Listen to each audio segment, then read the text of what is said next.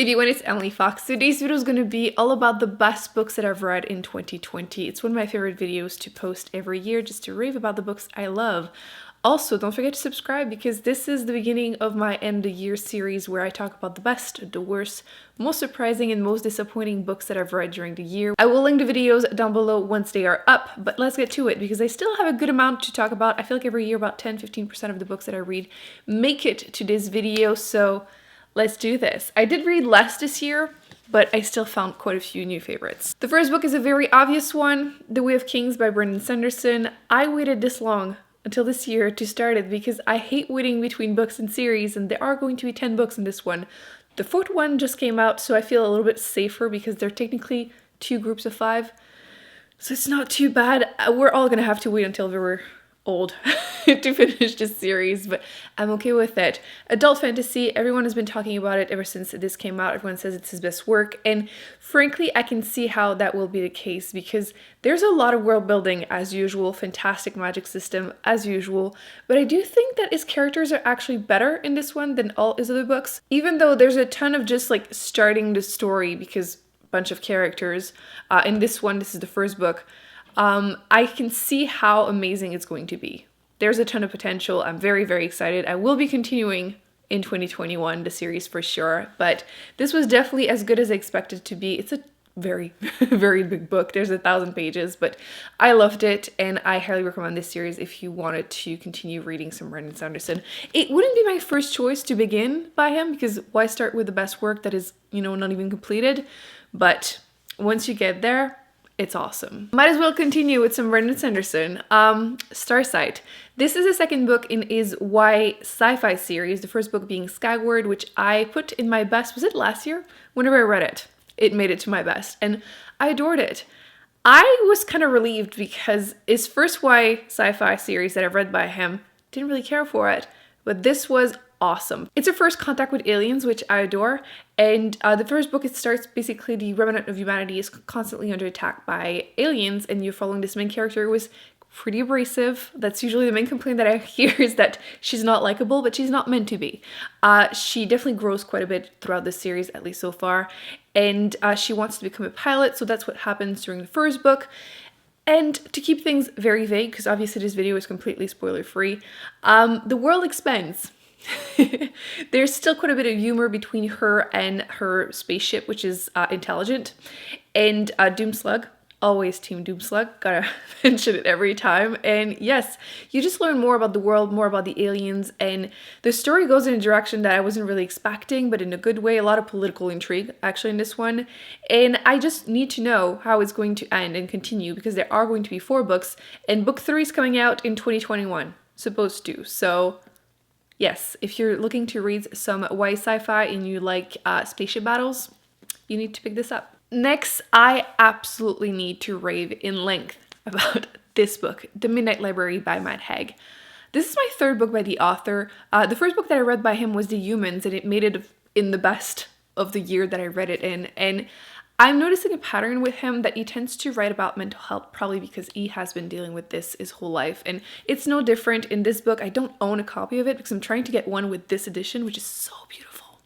Obviously, trigger warning for depression and suicide with this book. Definitely difficult to read the first part of it, but you're following this woman who is depressed and suicidal, and she ends up between life and death, and she goes to this midnight library. In there, every book is a different version of her life if she had made different decisions. So she gets to try a couple ones just to see if her life regrets are worth anything. You know, maybe she is regretting things that she wouldn't have really enjoyed. Is she living her life for herself, for others? And it goes in that direction, and I love the themes and the messages in his books in general. It was the same thing again with The Humans. I find that it's not necessarily, like, the concept is really brilliant. The characters are fine, the writing style is fine, but it's definitely the messages that make it so worth it. I devoured this book, and I know since I mentioned that I loved it, a few of you picked it up and felt the same. Do not start it late at night. You're gonna regret it. I did that, and I didn't want to go to bed. And the next day, during the whole day, I was thinking about this book until I was done with work and I was able to finish it. So I read it in 24 hours.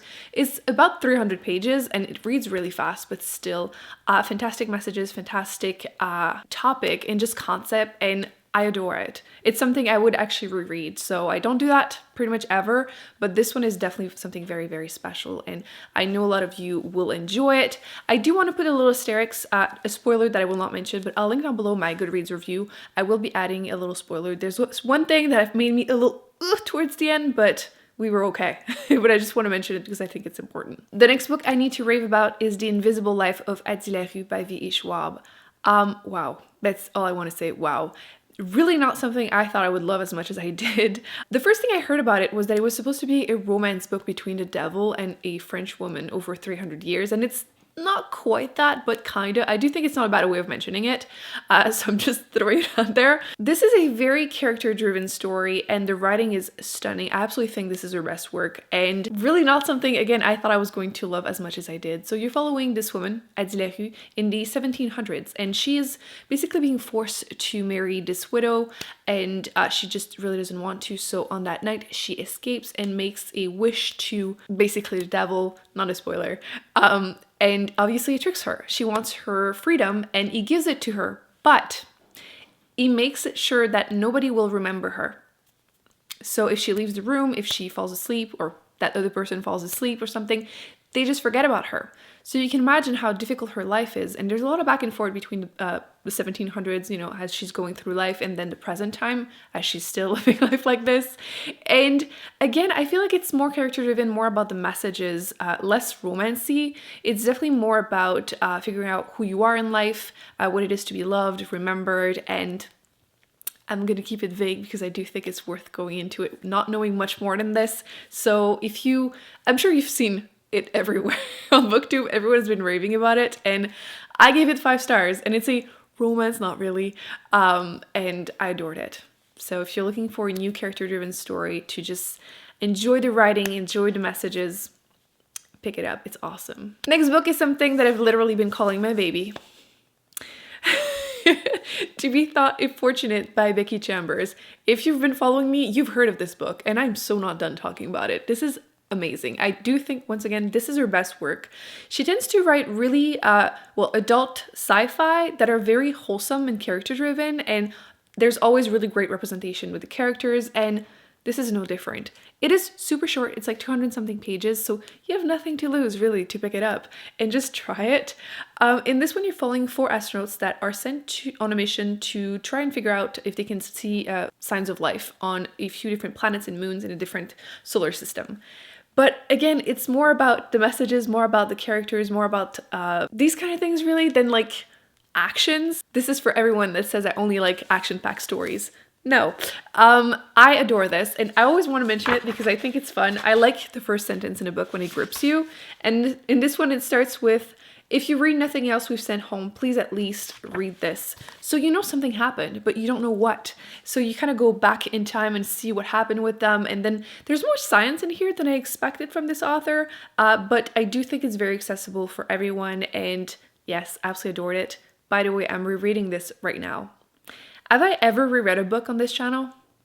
It's not something I really do, and this one I needed to reread it now, so it says it all. The next book is one of the last ones that I finished like 2 days ago.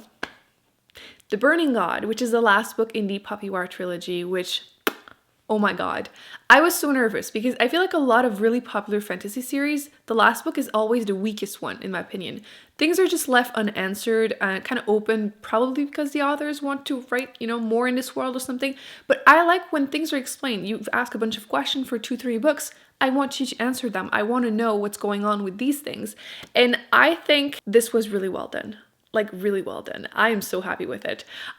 If I have to actually put them in order, like 1, 2, 3, the third book is the best one of the 3 books. I never say that, so super happy with that. You're following character Rin, who wants to make it to this special military school. This is how it starts with the first book. Fantasy world, there's magic based on gods. Gods basically drive you crazy whenever you use your magical powers. And I like that the main female character, okay, that's gonna sound weird. You know how it's been pushed a lot, especially in YA fantasy, this is adult, but still, main female characters being so different, they're stronger than every male character, but yet they're magically tiny and pretty. I hate that trope. I just can't deal with it anymore. But she's not like that. She has weaknesses. She's kind of morally gray at times, and she's just really different, but not in that stereotypical way. And I really appreciated some of the comments the author made about colonialism. I can't say that in English. I'll put it on the screen. You know what I mean. Which were fun too. So yes, the first book basically starts with her going to school the first half, and then you realize that there's a war on this continent. Definitely trigger warnings for pretty much everything I can think of. Definitely look it up, but obviously a war, a lot of horrible stuff happens.